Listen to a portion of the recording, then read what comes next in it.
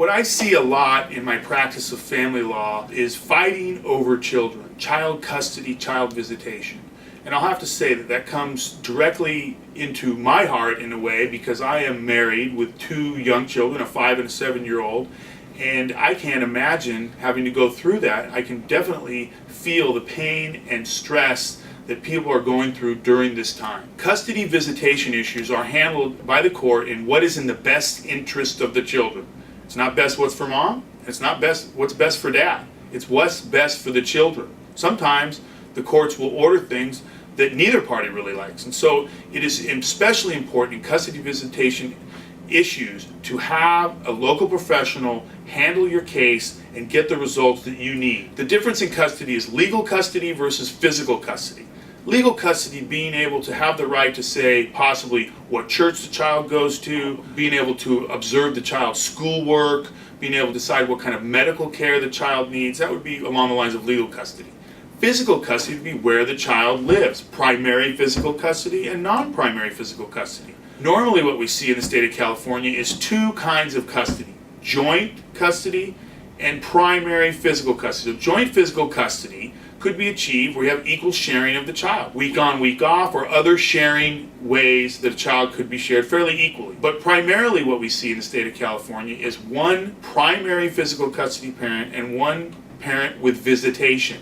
There are many methods of visitation besides actually seeing a child. We have out-of-town people who live in different parts of the state or different states in general, where we have virtual visitation. We also have issues regarding visitation for non-parents, such as grandparents and other parties that may be interested in visitation with the children. In many of my contested cases, we are dealing with the issue of supervised visitation. Supervised visitation is just what it says. One parent is supervised while they're with the child. That can be extremely necessary in cases where you're dealing with drug and alcohol issues, mental abuse issues, physical abuse issues, or other issues that are important to the child's well-being, and supervised visitation needs to be instituted. You can contact my San Diego office in Carlsbad to discuss any of the custody visitation issues that you might want to. You can contact my Riverside County office in Murrieta to discuss any of the visitation or custody issues you may want to discuss. One last issue I would mention in custody visitation that I have to deal personally a lot with is move-away motions. People want to move. If you have the need to move to another state because you have a job offer or you have family there that can help you with the children where you're not getting the help in the state you're living in California, or you want to move from a state to the state of California, a move-away motion is something that we can help you with. It can be very complicated and difficult, but we can help you through those issues. Another question I get a lot in custody visitation issues is, what does the best interest of a child mean? What is the best interest of a child? To go with mom?